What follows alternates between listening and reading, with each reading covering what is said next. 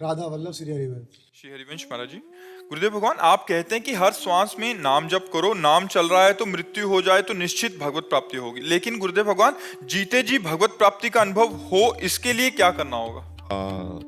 प्रेम। किसका प्रश्न है? प्रेम।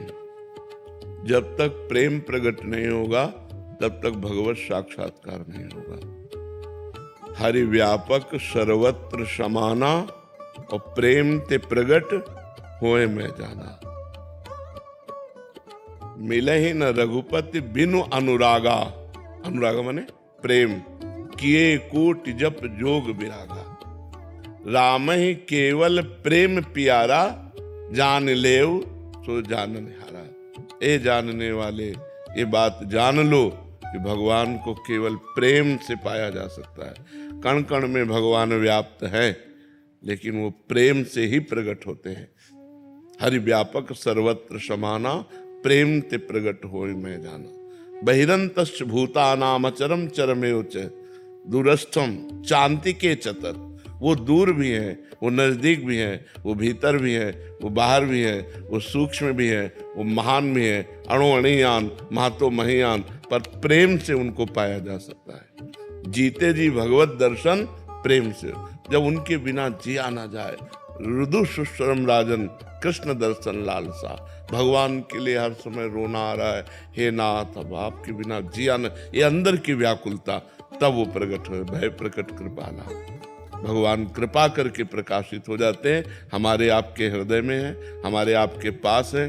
कोई कण कोई क्षण ऐसा नहीं जहां भगवान न हो। इसलिए प्रेम, और प्रेम सबसे दुर्लभ वस्तु है। जब हमारा निष्काम भजन होता है, और ऐसा भजन होता है, निष्पाप भजन होता है, कोई पाप आचरण नहीं होते, कामना नहीं रहती, तब वो कामना रहित भजन प्रेम प्रकाशित कर देता है।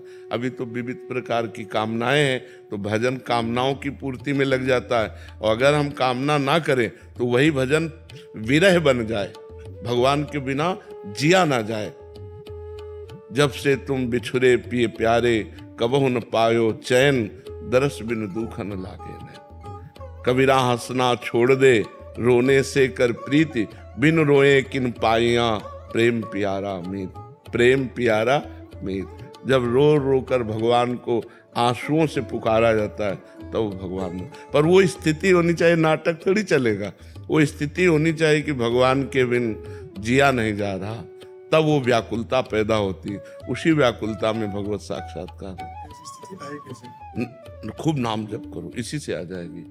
अभी हमने बताया नहीं, नाम जप अभी हमारा खर्चा हो रहा कामनाओं में, और जिस दिन निष्काम नाम जप होने लगेगा, निष्काम कोई कामना नहीं, वही प्रीति बन जाता है। वही नाम, प्रेम मूल यह नाम है। प्रेमी रसिक जपत यह नाम, प्रेम मगन निज बन विश्राम, श्री हरिवंश जहाँ रहा। प्रेम प्रवाह परे जन सोई, तब क्यों लोक वेद सुधि होई, जब हरिवंश कृपा करी। प्रेम मूल, मूल माने जड़। प्रेम की जड़ क्या है? नाम। प्रेम मूल यह नाम है। और जब प्रेमी रसिक, प्रेमी रसिक का तात्पर्य होता है निष्काम, जिसके अंदर कोई तत्सुख भावना होती है उसे रसिक कहते हैं। स्वसुख भावना का त्याग हो गया तो कामनाओं का त्याग हो गया, क्योंकि कामनाएं स्वसुख भावना में होती है, तत्सुख भावना में नहीं। आपको सुख मिले, ये कामना बंधनकारी नहीं है, ये भगवत स्वरूप है। जैसे संतों के अंदर एक कामना रहती है, सर्वे भवन्तु सुखिनः, सर्वे सन्तु निरामयाः, सर्वे भद्राणि पश्यन्तु माँ कश्चित् भाग भवेत्। सब सुखी रहे, सब स्वस्थ रहे, सब विकार रहित रहे।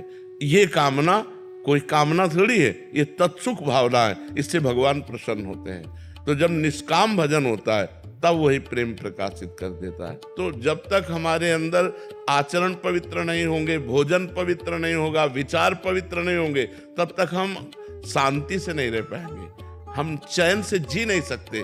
देखो ना, नहीं, डिप्रेशन का कारण क्या है? व्यर्थ चिंतन, निगेटिव चिंतन। ये क्यों आ रहा है? क्योंकि आपकी बुद्धि खराब हो गई है, बुद्धि काट नहीं पा रही चिंतन को, वही डूबती चली जा रही, वही डिप्रेशन में पहुंच। अधिक डिप्रेशन हो गया तो मरने का भय या मर जाना, दो बातें आती है। हर समय वो मरने के भय से डरता रहता है, या मर जाऊं ऐसा लगता है। तो ये सब बातें बचाने के लिए ही हम बोल रहे हैं कि आप सावधान रहिए, आप गंदे आचरणों को त्यागिए। हमारा समाज बिगड़ रहा है, टोटल समाज बिगड़ रहा है। छोटे छोटे बच्चे बच्चियां अपने आदतों से गलत मार्ग में जा रहे हैं, इसको कौन रोकेगा? माँ बाप से कहते तो कहते आप चुप रहिए, हम समझदार हो चुके हैं, अपना देख लेंगे। शास्त्र पढ़ना नहीं, समाज को सुधारेगा कौन? समाज किससे सुधरेगा? तो हमारे समाज में आप खुद इतने लोग बैठे हो, देखो आज हमारे समाज की दशा क्या हो रही। लड़के बच्चे आज वर्तमान को देख रहे हैं, वर्तमान में भोग मिल रहा है, वर्तमान में सुख मिल रहा है, लेकिन उसका भविष्य देखो, तुम्हारा भविष्य क्या होगा? तो भविष्य की तरफ देखने के लिए अध्यात्म होता है, और अध्यात्म है नहीं दिमागों में। तो इसलिए बहुत सावधानी का हमारा जीवन होना चाहिए। क्या विनय सिखाती है? अपनी माता पिता की झुक करके आज्ञा का पालन करना। मात पिता प्रभु गुरु के बानी, बिनहि विचार करी शुभ जानी। माता पिता कभी अपने बच्चों का अशुभ नहीं, वो कोई राक्षस हो बात अलग है, नहीं तो कोई अशुभ नहीं करता, अपने बच्चों को बढ़ाना ही चाहता है, सुखपूर्वक उनका जीवन कटे, ऐसा ही शिक्षा देता है। तो माता पिता गुरु संत इनकी वाणी को सुन करके अपने जीवन में उतारे तो हमारा अध्यात्म भाव पुष्ट हो, तो हमारी दुर्गति रुके। भगवत प्रेम तो बहुत ऊंची बात है, पहले मनुष्यता आ जाए। एक लड़की यहां बैठ के कह रही थी कि हम अपनी दादी को नशे की गोलियां खवाती हूँ और शराब पीती हूँ और नए पुरुष से रोज भोग करती हूँ, क्या मेरा कल्याण हो जाएगा? कै साल की हो? तो बताए 17 साल की। अब बोलो, जो अभी पढ़ने की अवस्था है, अभी जीवन को उन्नति में, वहां तुम इस आचरणों में उतर गए, अब क्या तुम्हारा जीवन बचेगा? जो सत्संग सुन रहे हैं, जो शास्त्र को जान रहे हैं, उनकी बुद्धि तो चैन लेने नहीं दे रही, लेकिन जो धर्म विरुद्ध है उनकी बुद्धि क्या करेगी? अगर हमारी बुद्धि शुद्ध नहीं रहेगी तो हमसे ऐसे आचरण कराती रहेगी, जिससे हमारा भी जीवन नष्ट होगा और दूसरे का भी जीवन नष्ट होगा। तो हमें भगवान का आश्रय लेकर शास्त्रों के अनुसार जीना चाहिए, जिससे हमारी बुद्धि पवित्र हो, हम खुद चैन से जी सके और दूसरों को भी चैन से जीने का अवसर दें। अब पति है, विश्वास करता है कि तुम हमारी अर्धांगिनी हो, तुम जहर दे रहे हो, तुम बॉयफ्रेंड के साथ मिलकर उसके साथ धोखा कर रहे हो।